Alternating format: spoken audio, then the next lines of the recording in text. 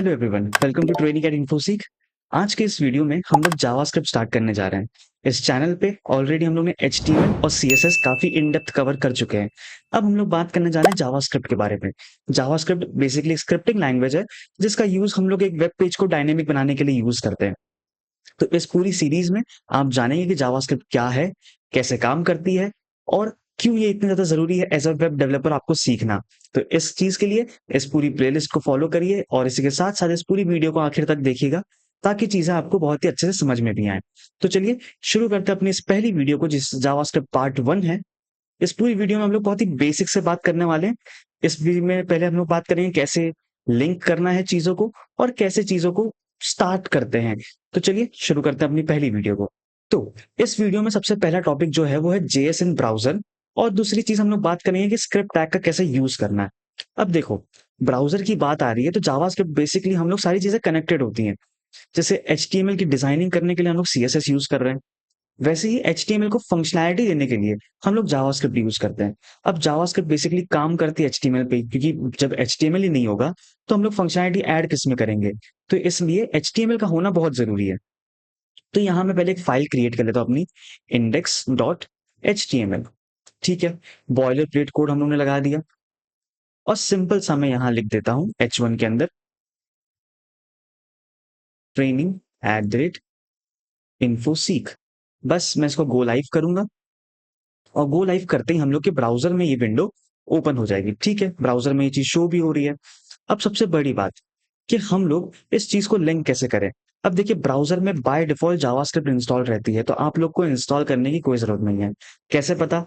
हम लोग console open करेंगे अपने ब्राउजर का और इसके अंदर हम लोग जो भी जावास्क्रिप्ट लिखना चाहें हम लोग वो जावास्क्रिप्ट लिख सकते हैं। जैसे मैं 5+6 अगर करता हूं तो ये बेसिकली जावास्क्रिप्ट का कोड है जिसमें हम लोग अर्थमेटिक ऑपरेटर्स का यूज कर रहे हैं। वो क्या होता है वो अब आगे आने वीडियोज में हम लोग देखेंगे। तो 5+6 कर रहा हूं तो यहाँ 11 आंसर आ रहा है। इसका मतलब कि जावास्क्रिप्ट यहाँ काम करती है। अब बात करते हैं कि एचटीएमएल में इसको लिंक कैसे करें। एचटीएमएल में लिंक करने के बहुत ही सिंपल तरीके हैं। स्क्रिप्ट टैग का यूज करना, जैसे हम लोग सीएसएस लिंक कर रहे थे स्टाइल टैग का यूज करके, वैसे जावास्क्रिप्ट फाइल में स्क्रिप्ट टैग का यूज करके कर सकता हूं। सबसे पहले एक होती है इंटरनल तरीका, एक होता है एक्सटर्नल तरीका। जैसे सीएसएस में हम लोग ने पढ़ा था कि इंटरनल तरीका क्या है, जो हम लोग index.html वाली फाइल में चीजों को लिख देंगे। बिल्कुल उसी तरह जावास्क्रिप्ट में भी इंटरनल स्क्रिप्ट हम लोग लगा सकते हैं।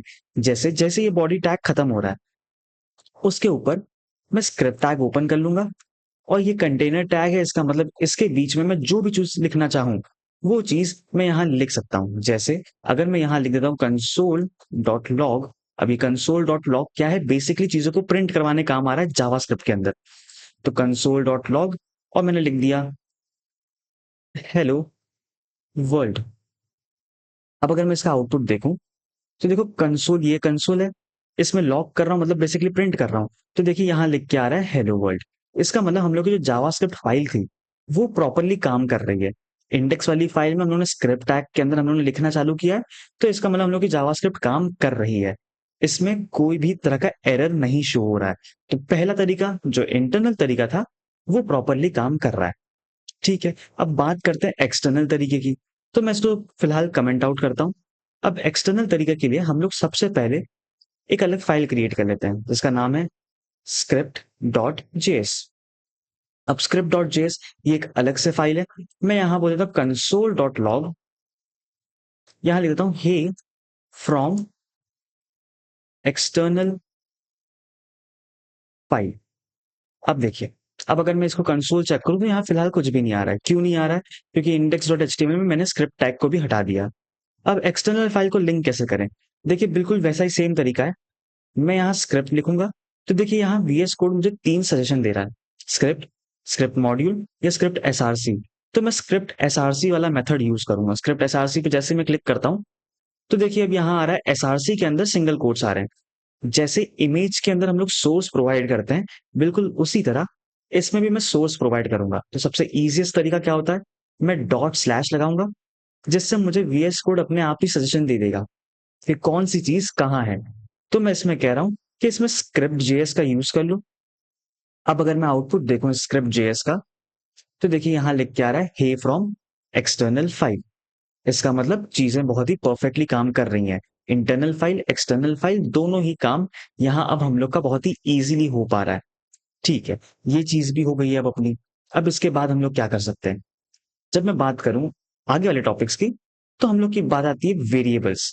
अच्छा, इसमें एक वेरिएबल्स मैंने मिस कर दिया, इसमें एक और वेरिएबल भी होता है वैर कीवर्ड का यूज करके। अब कीवर्ड एक टर्म आया है, तो अब सबसे पहले बात करते हैं कीवर्ड होता क्या है। कीवर्ड बेसिकली अगर सिंपल वे में बताऊं, तो ऐसे वर्ड्स जिसका जावास्क्रिप्ट में अपना कुछ मीनिंग है। जैसे जावास्क्रिप्ट में वैर, लेट, कॉन्स्ट, फॉर लूप चलाने के लिए फॉर कीवर्ड, फंक्शन बनाने के लिए फंक्शन कीवर्ड, उन सबका अपना कुछ मतलब है। बट अगर मैं बात करूं जावास्क्रिप्ट में इन्फोसीक, तो इन्फोसीक में जावास्क्रिप्ट का कोई भी मतलब नहीं है। इन्फोसीक का जावास्क्रिप्ट नहीं समझ पाएगा कि वो हम लोग क्या कह रहे हैं। वो उसको एज अ स्ट्रिंग तो ट्रीट कर सकता है, बट उसकी कोई खुद की मीनिंग नहीं है उसके अंदर। तो ऐसे वर्ड्स कीवर्ड में नहीं काउंट होंगे, बट जिसकी खुद की कुछ मीनिंग है वो कीवर्ड में काउंट होगा जावास्क्रिप्ट के अंदर। ठीक है, तो वेरिएबल्स बेसिकली क्या है? वेरिएबल्स बेसिकली कुछ नहीं है, जैसे हम लोग मैथमेटिक्स में यूज करते थे कि वेरिएबल्स में हम लोग चीजों को स्टोर करने के लिए काम आ रहा है, बिल्कुल उसी तरह प्रोग्रामिंग में हम लोग को बहुत सारी डेटा स्टोर करना होता है। उन सारी चीजों को स्टोर करने के लिए हम लोग वेरिएबल्स क्रिएट करते हैं। अब वेरिएबल्स बनाते कैसे हैं? बेसिकली तीन तरीके हैं। पहला मैं यूज करता हूँ वैर कीवर्ड का। वैर ए इज इक्वल्स टू 12 बोल दिया मैंने, मतलब मैंने एक ए नाम का एक वेरिएबल बनाया जिसमें वैल्यू स्टोर कर दी है 12। ठीक है, बहुत ही बढ़िया, ये तो पहला तरीका था। और ये मैं आगे कमेंट में लिख देता हूँ कि ये था ES5 मेथड।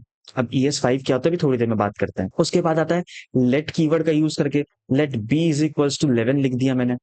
तो ये एक दूसरा तरीका है वेरिएबल डिक्लेयर करने का। सारे वेरिएबल डिक्लेयर करने के तरीके ही है, वेरिएबल्स का मीनिंग कुछ भी चेंज नहीं हुआ, बस ये वर्जन के इफेक्ट्स हैं। ये है ES6 का वर्जन, मतलब ES6 का जब अपडेट आया था तो उस केस में ये चीजें आई थी। और लास्ट कॉन्स्ट, अगर मैं डी बोल रहा हूं तो डी इज इक्वल्स टू 13, अगर मैंने बोल दिया 23, जो भी बोल दिया, ये भी एक वेरिएबल डिक्लेयर करने के लिए मदद कर रहा है। और ये भी ES6 का पार्ट था। अब देखिए, वैर और लेट दोनों वेरिएबल्स डिक्लेयर करने के लिए काम आ रहे हैं। बेसिकली इसकी वैल्यूज को मैं चेंज कर सकता हूं, बट कॉन्स्ट, कॉन्स्ट का मतलब होता है कांस्टेंट, मतलब इसकी वैल्यूज को मैं नहीं चेंज कर पाऊंगा। एक बार जो मैंने डिक्लेयर करते टाइम दे दी, वही उसकी वैल्यू फिक्स्ड हो जाएगी, उसको मैं चेंज नहीं कर पाऊंगा। ठीक है, अब आपके मन में आ रहा होगा कि ये तीन अगर तरीके हैं तो यूज कौन सा करें? देखिए, कॉन्स्ट का तो एक मीनिंग समझ में आ गई कि हाँ, अगर कोई मुझे फिक्स्ड वैल्यू चाहिए तो मैं यूज कर सकता हूँ। तो इसका कंफ्यूजन तो खत्म हो गया कि अगर फिक्स्ड वैल्यू चाहिए तो कॉन्स्ट यूज कर लूंगा। बट वेर और लेट में क्या यूज करेंगे? तो आज से आप लोग हमेशा लेट का ही यूज करना, वेर का यूज मत करना। क्योंकि वेर प्रीवियस वर्जन का है, तो हम लोग कोशिश करते हैं कि लेटेस्ट वर्जन वाली चीजों को ही यूज करें। इसलिए आज से अगर दो वेरिएबल्स डिक्लेयर करने हैं, अगर ऐसे वेरिएबल है जिसकी वैल्यू चेंज हो सकती है, तो लेट कीवर्ड का यूज करेंगे। ऐसा कीवर्ड जिसमें हम लोग नहीं चेंज करना चाहते हैं वैल्यू को, अगर कोई चेंज करता है तो एरर आ जाए, उस केस में कॉन्स्ट का यूज करेंगे। तो इसीलिए हम लोग सिर्फ दो कीवर्ड्स का ध्यान रखेंगे, लेट एंड कॉन्स्ट, बस दैट्स ऑल।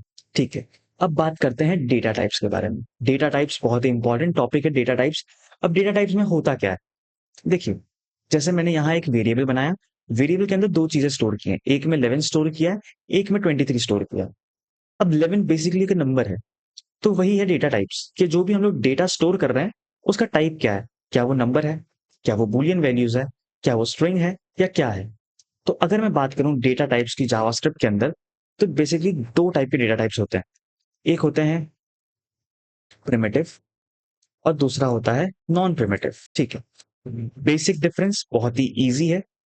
प्रिमिटिव में अगर मैं बात करूं, तो प्रिमिटिव्स में बहुत सारी चीजें होती हैं, जैसे नंबर हो गया, ठीक है, उसके बाद हो गया स्ट्रिंग्स, उसके बाद हो गया बूलियन, उसके बाद हो गया नल, और एक लास्ट अनडिफाइंड। अब देखिए, इसमें हो क्या रहा है। और नॉन प्रिमिटिव की अगर मैं बात करूं तो सिर्फ दो ही डेटा टाइप्स होते हैं इसमें, एक होता है ऑब्जेक्ट और दूसरा होता है एरेज। ठीक है, तो नंबर क्या है? Number, basic number. अब नंबर्स में सारी चीजें आ जाती हैं, whole number, natural number, integers, decimal, जो भी आपको ऐड करना है वो सारी चीजें नंबर्स की तरह ही ट्रीट करेगा वो। जैसे बाकी प्रोग्रामिंग लैंग्वेजेस में डेसिमल्स को अलग तरह से ट्रीट किया जाता है, नॉर्मल नंबर जो नेचुरल नंबर्स या होल नंबर उसको अलग तरीके से ट्रीट किया जाता है। बट जावास्क्रिप्ट में ऐसा कुछ नहीं है। कैसा भी नंबर हो, डेसिमल में हो, इंटीजर में हो, कैसे भी हो, सारी चीजें एक नंबर के अंदर ही आ जाएंगी। मतलब यहाँ मैंने एक वेरिएबल डिक्लेयर किया b इज इक्वल टू 11, तो इसका डेटा टाइप क्या होगा, ये नंबर होगा, क्योंकि इसमें नंबर स्टोर कर रहा हूँ। स्ट्रिंग्स क्या है फिर, स्ट्रिंग बेसिकली कोई भी टेक्स्ट अगर मुझे लिखना है, उस केस में मैं स्ट्रिंग का यूज कर सकता हूँ। अगर मैं कहता हूँ लेट नेम नाम का एक वेरिएबल बना रहा हूँ और मुझे इसमें नेम स्टोर करवाना है, तो मैं यहाँ सिंगल कोट्स या तो फिर डबल कोट्स का यूज करके उसके अंदर जो भी लिखूंगा वो स्ट्रिंग की तरह ट्रीट किया जाएगा। अब इस सिंगल कोट्स या डबल कोट्स के अंदर मैं 12 भी लिख रहा हूं, तब भी अब ये नंबर नहीं, अब ये स्ट्रिंग की तरह काम करेगा, क्योंकि इसकी ये सिंगल कोट्स या डबल कोट्स के बीच में हम लोगों ने इसको यूज किया है। ठीक है, तो स्ट्रिंग का भी यूज काफी ईजी है। Boolean value, Boolean value basically true या फॉल्स रिटर्न करती है। अब अगर मैं नेम को मैं हटा दूं, यहाँ 12 को हटा के मैंने अगर ट्रू लिख दिया, तो ट्रू क्या है, बूलियन वैल्यू है। और इसका दूसरा फॉल्स, फॉल्स भी बूलियन वैल्यू। तो ऐसे बहुत सारी कंडीशंस जब हम लोग पढ़ेंगे आगे जाके, हम लोग बहुत सारे ऑपरेटर्स पढ़ने वाले, इफ एल्स कंडीशन पढ़ेंगे, उस केस में अंदर आपको ट्रू एंड फॉल्स की वैल्यूज बूलियन वैल्यूज से ज्यादा डील करना पड़ सकता है, तो इसलिए इस चीज को यहाँ समझना काफी ज्यादा इंपॉर्टेंट है। ठीक है, अब नेक्स्ट दो प्रॉपर्टी जो है वो बहुत ही इंपॉर्टेंट है, नल एंड अनडिफाइंड। अब देखो मैंने यहाँ नेम नाम का वेरिएबल डिक्लेयर कर दिया, बट इसको अब तक मैंने वैल्यू नहीं दी है, और मैं इसको कर देता हूँ कंसोल डॉट लॉग कि जो भी नेम की वैल्यू है उसको प्रिंट करवा देना। अब अगर हम लोग आउटपुट देखें तो आउटपुट आ रहा है अनडिफाइंड। तो इसका मतलब अनडिफाइंड एक ऐसा डेटा टाइप है, वो तब आएगा जब उस चीज की वैल्यू मैंने नहीं दे रखी होगी। देखिए ये कोई भी तरह का एरर नहीं है, देखिए एरर्स वाला एरिया है, ये एरर्स पे क्लिक करता हूं कोई भी एरर नहीं शो हो रहा है, इसका मतलब जो ये अनडिफाइंड आ रहा है ये एक एरर नहीं है। बट ये तभी आएगा जब किसी चीज की वैल्यू हम लोग नहीं प्रोवाइड किए होंगे तब। फिर ठीक है, तब ये नल क्या आता है, नल मैं कहता हूं कि मैं जानबूझ के कहना चाह रहा हूं कि हाँ इसकी वैल्यू नहीं है। अब जैसे कोई मुझसे पूछ ले कि एक्स की वैल्यू क्या है, अगर मैं उसको ना बताऊं तो उसका मतलब है अनडिफाइंड। बट अगर मैं उसको बता दूं कि एक्स की वैल्यू फिलहाल कुछ भी नहीं है, उसका मतलब होता है नल। सिंपल सी बात थी। अब अगर मैं इसको आउटपुट देखूं तो आउटपुट फिलहाल आ रहा है नल। तो यही मेजर डिफरेंस था नल एंड अनडिफाइंड में। बहुत ही इंपॉर्टेंट क्वेश्चन है ये क्वेश्चन, इंटरव्यू पार्ट में भी बहुत ज्यादा पूछा जाता है। ठीक है, तो प्रिमिटिव डेटा टाइप्स तो बहुत ही ज्यादा इजी थे। अब बात करते हैं नॉन प्रिमिटिव डेटा टाइप की। तो नॉन प्रिमिटिव डेटा टाइप्स होते क्या है, नॉन प्रिमिटिव डेटा टाइप्स काफी कह सकते हैं कॉम्प्लेक्स डेटा टाइप्स हैं। कॉम्प्लेक्स मतलब इन टर्म्स ऑफ अंडरस्टैंडिंग नहीं, बस डेटा के मामले में, कि अब तक मैं यहाँ इंडिविजुअली डेटा स्टोर करता था प्रिमिटिव में, बट नॉन प्रिमिटिव में मैं थोड़ा स्ट्रक्चर्ड डेटा को स्टोर कर सकता हूँ। जैसे अगर मैं एक ओबीजे नाम का वेरिएबल बना लेता हूँ, इसमें मुझे ऑब्जेक्ट्स स्टोर करना है। ऑब्जेक्ट्स मान लीजिए किसी एक पर्टिकुलर चीज की डिटेल्ड इंफॉर्मेशन, तो मैं कर्ली ब्रैकेट्स लगाता हूँ। ऑब्जेक्ट्स हमेशा कर्ली ब्रैकेट से ही बनेंगे, उसके अंदर मैं की वैल्यू पेयर्स में चीजों को देता रहूंगा। जैसे मैंने इसमें बोल दिया कि ओबीजे है नेम, और इसमें नेम मैंने दे दिया, नेम की वैल्यू दे दी जॉन। ठीक है, इसके अलावा मुझे और भी वैल्यूज देनी है, तो मैं कॉमा देके नेक्स्ट लाइन में लिख सकता हूँ एज, जॉन है 23 ईयर्स का। ठीक है, और बूलियन वैल्यूज अगर मुझे प्रोवाइड करनी तो मैं वो भी दे सकता हूँ। तो कैन सिंग, तो मैं कह देता हूँ फॉल्स, कि जॉन कैन नॉट सिंग। ठीक है, तो अब इससे हम लोग को एक चीज समझ में क्या आ रही है, कि अगर मैं यहाँ कह दूं ओबीजे की जगह में अगर इसको यूजर कह दूं तो वो ज्यादा बेहतर है। तो ये तो था ऑब्जेक्ट्स के बारे में। अब अगर मैं इसको कंसोल करवा के दिखा दूं आप लोगों को, तो इसको मैं हटाता हूं। फिलहाल मैं सिंपली यहाँ कंसोल डॉट लॉग अगर मैं यूजर कर देता हूं, तो अगर आप लोग अब आउटपुट देखें तो आउटपुट काफी अच्छा आ रहा है, जिसमें हम लोग का नेम एज और कैन सिंग जैसे सारी वैल्यूज इसमें एक्सेस हो पा रही है। बट अगर मैं बात करूं कि मुझे एक पर्टिकुलर चीज चाहिए, मान लीजिए मैं चाहता हूं कि मुझे यूजर्स की ही वैल्यू, यूजर्स में सिर्फ नेम की वैल्यू चाहिए होती, तो उसको एक्सेस करने के लिए, जैसे यूजर तो पूरा ऑब्जेक्ट है, यूजर के अंदर नेम है, तो मैं यूजर डॉट नेम लगा देता और उसके बाद मैं उसकी वैल्यू को एक्सेस कर सकता हूं। अब अगर हम लोग आउटपुट देखें तो उसमें जॉन की वैल्यू आ रही है। इसके अलावा अगर मुझे एज चाहिए होती तो यूजर डॉट एज लिख देता मैं, तो देखिए 23 वैल्यू आ रही है। इसका मतलब हम लोग क्रिएट करके काफी ज्यादा इसको इजीली एक्सेस कर सकते हैं। ये थे ऑब्जेक्ट्स के बारे में। अब जो लास्ट डेटा टाइप है हम लोग का एरे। अब एरे क्या है, कलेक्शंस को स्टोर करने काम आता है। अब मान लीजिए मैं कहता हूं मेरे पास बहुत सारे यूजर्स हैं, उसको मुझे एक जगह स्टोर करना है। तो वो कौन सा डेटा टाइप होगा, वो होगा एरे। जैसे मैंने लेट ARR यूज किया, और जैसे ऑब्जेक्ट्स बनाने के लिए कर्ली ब्रैकेट्स यूज होते हैं, वैसे एरे बनाने के लिए स्क्वायर ब्रैकेट्स का यूज करते हैं। इसके अंदर मैं जो भी वैल्यूज देना चाहूं मैं उसके अंदर वैल्यूज दे सकता हूँ, जैसे 1, 2, 3, 4, और चाहूं तो मैं इसमें नाम भी दे सकता हूं कि मैंने कह दिया जॉन, या मैं चाहूं इसमें कोई वेरिएबल पास करना, जैसे मैं यूजर पास करना चाहता हूं तो मैं यूजर को भी पास कर सकता हूं। मैं जो चाहे वो इसमें पास कर सकता हूं, कोई भी डेटा टाइप हो, नल, अनडिफाइंड, बूलियन, जो मैं चाहूं वो मैं पास कर सकता हूं। अब अगर मैं इधर कंसोल डॉट लॉग करूं, कंसोल डॉट लॉग ARR, अब अगर हम लोग देखें तो देखिए वो पूरी चीजें यहाँ शो हो रही हैं। बस अब यहाँ एक चीज है, यहाँ 1 के आगे 0 आ रहा है, 2 के आगे 1 आ रहा है, 3 के आगे 2 आ रहा है। तो इसका मतलब ये है एरे में चीजें की एंड वैल्यू पेयर्स में नहीं हो रही हैं। बेसिकली वो सारी चीजें हो रही हैं इंडेक्सिंग से। एरे का इंडेक्स हमेशा 0 से स्टार्ट होता है, मतलब पहला जो आइटम होगा वो 0 इंडेक्स पे होगा, फिर 1 index, 2 index and so on, ऐसी चीजें चलती रहेंगी। तो अगर मुझे एक्सेस करना है 0 इंडेक्स को या फर्स्ट इंडेक्स को, तो मैं कैसे करूंगा?